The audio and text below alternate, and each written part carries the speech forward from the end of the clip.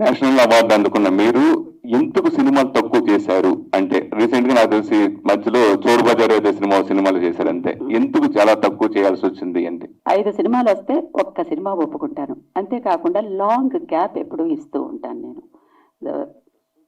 Characters, script, అంతేకాదు ఒక కథ చెప్పి ఇంకొక కథలో యాక్ట్ చేయవలసి వస్తుంది ఈ మధ్య ఆర్టిస్టులకి చాలా మందికి. చెప్పే కథ ఒకటి, ఇది ఆ కథలో కదా, ఆ కథ కదా మనం ఒప్పుకున్నాం అని అనుకుంటున్నాం, కానీ అది వేరే కథగా ఉంటుంది.